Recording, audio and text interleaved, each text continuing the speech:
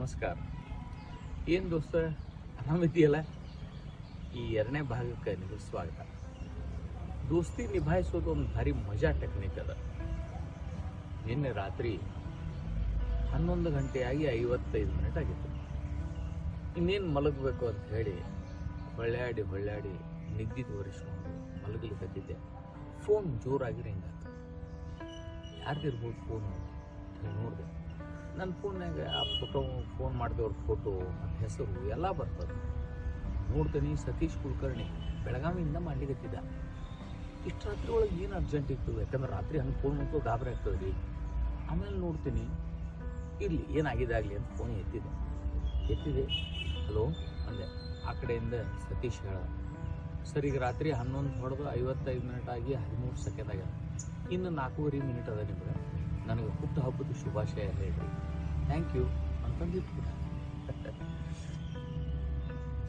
ಬೇರೆ ಏನು ವಿಚಾರ ಮಾಡ್ಲಾರ್ದ ಮತ್ತೆ ಅವ್ನು ಫೋನ್ ಹಚ್ಚಿ, ಹುಟ್ಟುಹಬ್ಬದ ಶುಭಾಶಯ ಸತೀಶ್, ನಿನಗೆ ಸುಖ ಸಂತೋಷ ನೆಮ್ಮದಿ ಎಲ್ಲ ಸಿಗುತ್ತೆ. ಈ ಹುಟ್ಟುಹಬ್ಬದ ದಿನ ನಿನಗೆ ಜೀವನ ತುಂಬ ಸುಖ ತರಲಿ ಅಂತ ಹೇಳಿ ನಾ ಒಂದೇ ಉಸಿರಿನಾಗ ನನ್ನ ಪದ್ಧತಿ ಒಳಗೆ ಹೇಳಿ ಮುಗಿಸಿದೆ. ಅವ ಧನ್ಯವಾದಗಳು ಸರ್, ಶುಭರಾತ್ರಿ ಅಂತಂದು ಫೋನ್ ಇಟ್ಟ. ನಾನು ಇಟ್ಟೆ.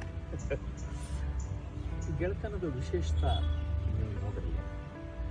ಸತೀಶ್ ಕುಲಕರ್ಣಿ ಬೆಳಗಾವಿ ನಿವಾಸಿ, ತುಂಬ ಕುಟುಂಬ. ಅವ್ವ ಪರಿಮಳ ತಾಯಿ ಇದ್ದಾಳೆ, ಹೆಂಡತಿ ಜ್ಯೋತಿ, ಮಗ ಸೂರಜ್, ಮಗಳು ಸಂಜನಾ. ಮಗನ ಇಂಜಿನಿಯರಿಂಗ್ ಮುಗಿದು ನೌಕರಿ ಹತ್ತಾನ, ಮಗಳು ಓದ್ಲಿಕ್ಕೆ.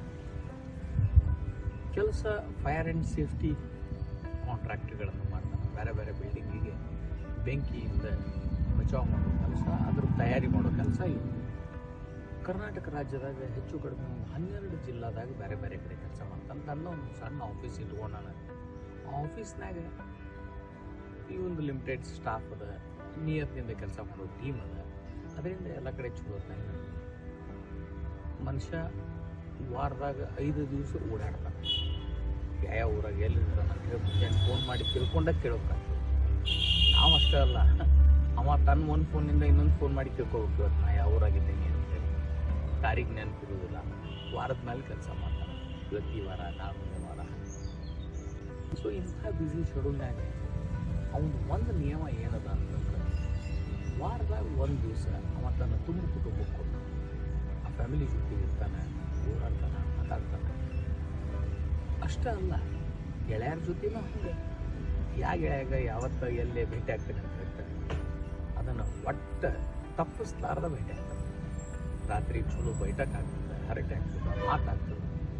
ಹೀಗಾಗಿ ಸತೀಶನ ಜೀವನದಾಗ ಮಸ್ತಾದ ನೆಮ್ಮದಿ ಅದ. ಅವ ಸೊಲ್ಯೂಷನ್ ಹುಡುಕೋದ್ರಾಗ ಶಣೆ ಇದೆ. ಹೀಗಾಗಿ ಅವ್ನು ಫೈರ್ ಆ್ಯಂಡ್ ಸೇಫ್ಟಿ ಕೆಲಸನ ಮಸ್ತ್ ಅನ್ನೋದು.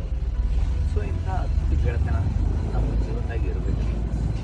ಆ ಗೆಳೆಯಾಗ ಈ ನಮ್ಮ ಏನು ದೋಸ್ತ ಆರಾಮಿದೆಯಲ್ಲ, ಈ ಕಾರ್ಯಕ್ರಮದ ವತಿಯಿಂದ ನಿಮ್ಮೆಲ್ಲರ ಪರವಾಗಿ ನಾ ಹುಟ್ಟುಹಬ್ಬದ ಶುಭಾಶಯಗಳನ್ನು ಹೇಳ್ತೀನಿ. ಅವ ಎಂಜಾಯ್ ಮಾಡಿ.